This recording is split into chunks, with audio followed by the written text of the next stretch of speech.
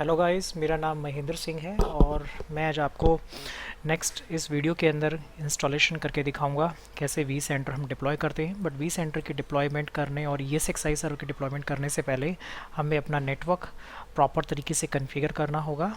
तो चलते हैं एक बार डायग्राम में, देन उसके बाद हम इसको कन्फिगर करते हैं। तो अभी जो हम लोगों ने इस इन्वायरमेंट के अकॉर्डिंग अभी R1 राउटर को हम लोगों ने कॉन्फ़िगर कर चुके हैं। इंटरनेट की तरफ भी हमारी कनेक्टिविटी इस्टेब्लिश हो चुकी है। BGP राउटिंग प्रोटोकॉल हम लोगों ने R1 पे कॉन्फ़िगर किया और उसके बाद इस नेटवर्क को भी एडवर्टाइज़ किया, इस नेटवर्क को भी एडवर्टाइज़ किया और इस नेटवर्क को भी एडवर्टाइज़ किया हमने R1 राउटर पे। सेम ऐसी R1.1 के ऊपर भी हम लोगों ने इस इंटरफेस को कॉन्फ़िगर करने के बाद एडवर्टाइज़ कर दिया है BGP में। और R1.1 को रूट्स आने शुरू हो गए हैं, इंटरनेट का जो डिफ़ॉल्ट रूट था, और इस नेटवर्क के भी अब इंफॉर्मेशन आने लगी है। और ये जो लिंक R1 और R1.2 के बीच का जो नेटवर्क है, इसके भी रूट्स की इंफॉर्मेशन यहाँ पे आनी शुरू हो गई है। अब जो करने वाले हैं वो बेसिकली अपने R1.2 के ऊपर हम एक तरीके से सब इंटरफेस बनाएंगे, या फिर उसको बोलेंगे कि हम इंटरफेस ईथरनेट 2 होगा, बट उसको VLAN टैग के साथ हम अटैच करते जाएंगे और हर VLAN का एक पर्टिकुलर सबनेट होगा जिसको हम लोग यहाँ डिफाइन करते जाएंगे। तो जैसे कि 10.00.1 है, ये रिप्रेजेंट कर रहा है मैनेजमेंट का जो VLAN नंबर 10 का है। सेम ऐसी ईथरनेट 2.20 ये VLAN नंबर 20 होगा हमारा, जो कि VLAN 20 vMotion का नेटवर्क रहेगा। 40 जो रहेगा वो हमारा होस्ट टैब का रहेगा। 45 जो रहेगा वो हमारा एज टैब के लिए रहेगा और 2.50 जो रहेगा वो हमारा R टैप का रहेगा। देन उसके बाद हम इस पूरे नेटवर्क को BGP में रोटाइज कराएंगे, तो ये हर जगह ये राउट आपस में एक दूसरे के साथ एक्सचेंज करेंगे।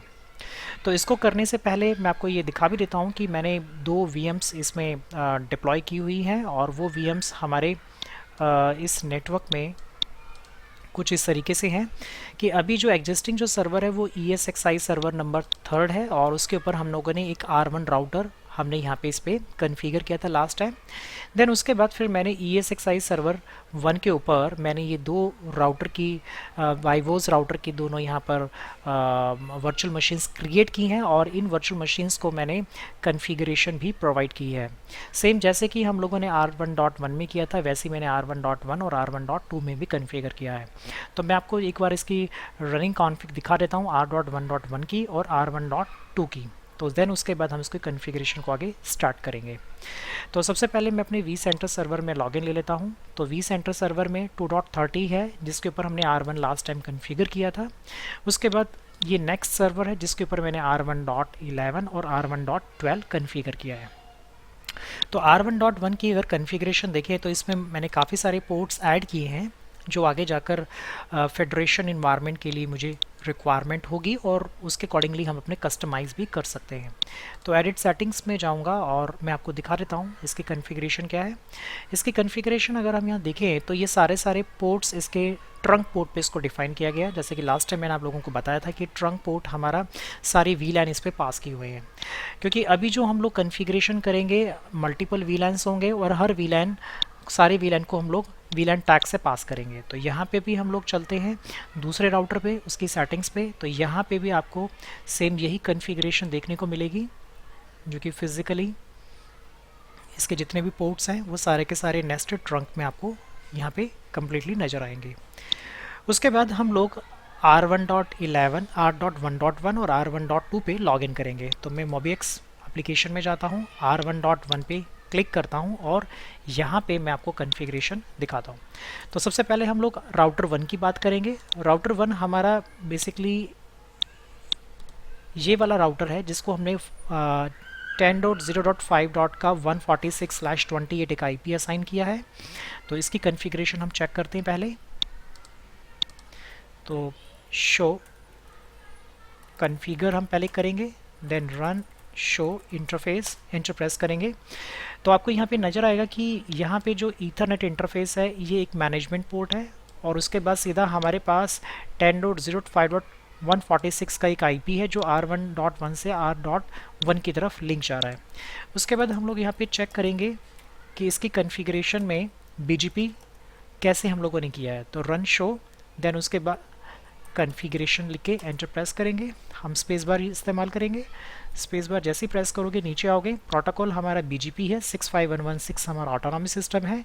नेबर का IP 10.0.5.145 है, तो हमारा जो नेबर है उसका नेबर का IP 5.145 है जो R1 का IP है। और देन उसके बाद हमने अपना डायरेक्टली अटैच इंटरफेस को हमने यहाँ पे एडवर्टाइज कर दिया है। उसके बाद इसमें राउटिंग टेबल चेक की जाएगी। राउटिंग टेबल चेक करने के लिए run show IP BGP check करेंगे।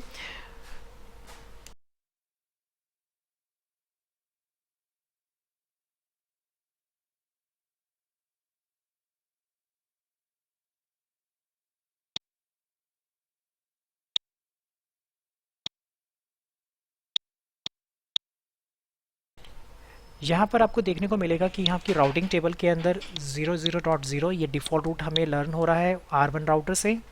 5.128 ये भी एक सबनेट है, चूँकि ये सबनेट हमें किसका है, इन दोनों राउटर्स के, सॉरी ये जो सबनेट है ये इसके इधर का सबनेट है जो कि R1 के पीछे एक ये नेटवर्क है, इसका भी रूट हमारे पास इंफॉर्मेशन आ रही है।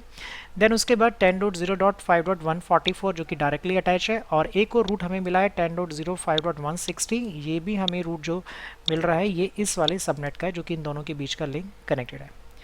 तो अब हम लोग R1.2 पे चलते हैं और उसकी कॉन्फ़िगरेशन को हम चेक करते हैं।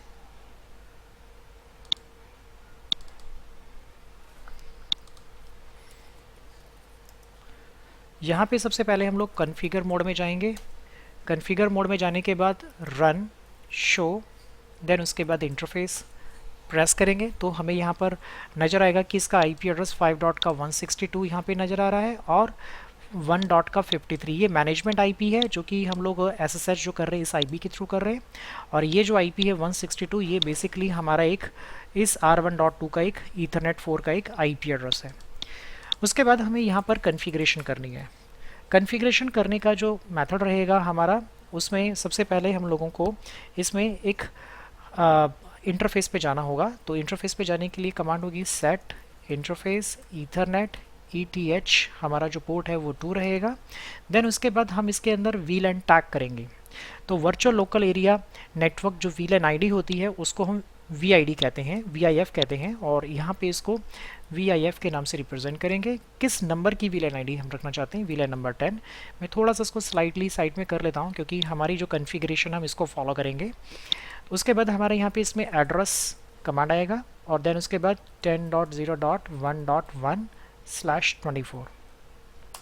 देन उसके बाद इसमें डिस्क्रिप्शन भी डालेंगे कि ये किसके लिए हम IP एड्रेस देने जा रहे हैं। तो डिस्क्रिप्शन रहेगा VLAN नंबर 10-MGMT, तो ये हमारा VLAN मैनेजमेंट का होगा, और इसको हम कमिट करके चेक कर सकते हैं। जैसे कि आपको बताया था कि रन शो इंटरफेस करेंगे तो आपको ये कमांड में आपको यहाँ पे ये नज़र आना शुरू हो जाएगा। सेम ऐसे ही हम दूसरा इंटरफेस भी एक्टिवेट करेंगे। दूसरा इंटरफेस एक्टिवेट करने की कमांड जो रहेगी वो भी सेम ऐसी रहेगी। उसमें भी हम लोगों को, मैं अपर एरो की प्रेस करूँगा तो पहले तो हम लोग इसको VLAN नंबर 20 डिनोट कर देते हैं, और VLAN 20 जो रहेगा ये बेसिकली हमारा vMotion के लिए रहेगा, vMotion। तो ये vMotion सबनेट के लिए हो गया। उसके बाद इसको एक IP एड्रेस असाइन किया जाएगा, तो डिस्क्रिप्शन तक रिमूव कर लेते हैं, और एड्रेस में 10.0.2.1/24 का रहेगा। देन उसके बाद हम इसको कमिट कर लेते हैं, ये कमिट बाद में भी कर सकते हैं आप।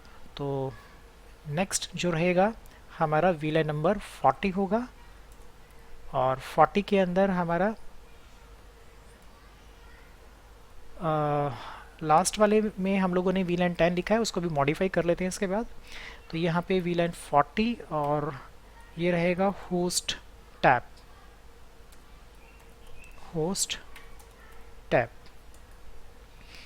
और इसको IP एड्रेस हम लोग असाइन करेंगे। इसका जो एड्रेस रहने वाला है वो है 10.0.4.1/24। उससे पहले हम पुराने वाले को हटाना पड़ेगा डिस्क्रिप्शन, क्योंकि हमने जो डिस्क्रिप्शन दी थी वो बेसिकली VLAN नंबर 20 के लिए हमने डिस्क्रिप्शन गलत दे दी है, तो उसको मेरे को एक बार हटाना पड़ेगा। उसकी कमांड सेट की जगह डिलीट कीवर्ड लिखना है हमें, एंटर प्रेस करेंगे, और दोबारा से इसको सेट करेंगे हम यहाँ पे तो ये हमारा रहेगा VLAN नंबर 20 और डिलीट की जगह इसको हम लोग करेंगे सेट। तो ये हमने लोगों ने इसको कॉन्फ़िगर किया है भी, और इसको सेव भी कर लेते हैं। रन शो इंटरफेस जैसे चेक करेंगे तो हमारे अभी 3 इंटरफेस एक्टिवेट हो गए हैं, 1.1, 2.1, 4.1, जो अलग अलग प्रोसेस के लिए हम यूज़ करने वाले हैं। तो अब 45 और 50 का नंबर भी आएगा इसमें। तो set interface ethernet ether number 2, then उसके VIF के बाद हमें यहाँ पे डिफाइन करना होगा VLAN number 45। Then question mark करके देख सकते हैं क्या क्या ऑप्शन आ रहा है आपके पास। तो मैं डिस्क्रिप्शन में यहाँ पे लिखूँगा VLAN नंबर 45, ये H टैब के लिए रहेगा, और 45 जो है H टैब के लिए हमारा डेडिकेट होगा। और इसमें इसको जो एड्रेस हम जो असाइन करने वाले हैं वो एड्रेस देंगे 10.0.5.1/26 का। तो ये यहाँ पे इसको असाइन करा। उसके बाद हम लोग R टैब को कॉन्फ़िगर करेंगे 50, देन R टैब और VLAN नंबर 50 रहेगा।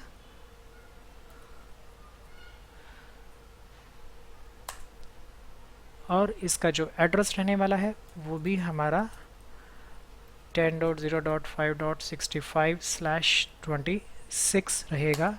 और इसको कमिट किया और इसको सेव किया, और यहाँ से हम run show interface enter press करेंगे तो हमें यहाँ पे सारे इंटरफेस नजर आएंगे 10, 20, 40, 45 और 50। अब अगर हम लोग R1.1 पे जाकर चेक करें कि हमारे पास रूट क्या आ रहे हैं, तो क्योंकि अभी तक ये रूट हमने एडवर्टाइज नहीं किए हैं तो हमें R1.2 पे जाकर ये एडवर्टाइज भी करने होंगे। तो उसके लिए भी कमांड होगी कॉन्फ़िगर में ऑलरेडी बैठे हैं हम लोग। तो यहाँ सेट प्रोटोकॉल BGP में हमारा जो ऑटोनॉमस सिस्टम है 65116 है। देन उसके बाद हमारे यहाँ पे नेटवर्क कमांड आएगी। नेटवर्क कमांड में 10.0.1.0/24। ऐसे ही हमें दूसरा नेटवर्क भी करने हैं। जो रेस्ट ऑफ नेटवर्क हमने अभी कॉन्फ़िगर किए हैं 5 का रहेगा, बट ये 26 CIDR में है और ये हमारा 64 में। उसके बाद यहाँ पे हम कमिट करना ना भूलें, क्योंकि ये कॉन्फ़िगरेशन तभी सेव करेगा। और नेबर राउटर में जाकर चेक कर लेते हैं कि यहाँ पे क्या हमें ये रूट्स नज़र आने शुरू हुए हैं या नहीं हुए हैं। तो कुछ ही देर में ये आपको रूट्स भी आने शुरू हो जाएंगे। तो करने से पहले एक बार चेक कर लेते हैं कि क्या हम पिंग कर पा रहे हैं अपने पड़ोसी राउटर को। तो ये पिंग आ रहा है, तो रूट्स अपडेट होने में थोड़ा सा टाइम लेगा, बट ये रूट्स आने शुरू हो गए। तो यहाँ पे देखोगे आप 10.00 का रूट हमें 162 से मिल रहा है, 2.0 का भी, 4.0 का, 5 का भी, 5.64 का, 5.128 का, सभी का रूट हमें मिल रहा है। और नेक्स्ट जो हमारा राउटर है वो है R1.1। हम उससे भी जाकर इसको चेक करेंगे कि क्या उनकी राउटिंग टेबल में ये रूट आ रहे हैं। तो R1.1 में जाकर भी यहाँ पे रूट चेक कर सकते हैं। यहाँ पे अगर हम प्रिविलेज मोड पे हैं तो यहाँ पे शो कमांड ही चलेगी। तो यहाँ पे आपको नज़र आएगा। अगर आप कॉन्फ़िगर मोड में हैं तो आपको run show IP BGP command चलेगी, और यहाँ से आप बैठकर अपने उस IP को पिंग कर सकते हैं जो कि आपने वहाँ पे असाइन किया है। तो हम लोग पिंग भी कर पा रहे हैं इजीली, और ये हमारी रीचेबिलिटी हो गई है। तो ये था हमारा राउटिंग का पार्ट। नेक्स्ट पार्ट के अंदर मैं एक ESXi सर्वर पे कॉन्फ़िगरेशन डालूंगा, और उसके साथ साथ मैं दूसरा ESXi भी डिप्लॉय करूंगा, और देन हम उसके बाद फिर लास्ट में इसका vCenter भी साथ साथ में हम डिप्लॉय करेंगे। तो हम मिलते हैं नेक्स्ट वीडियो में। Thank you.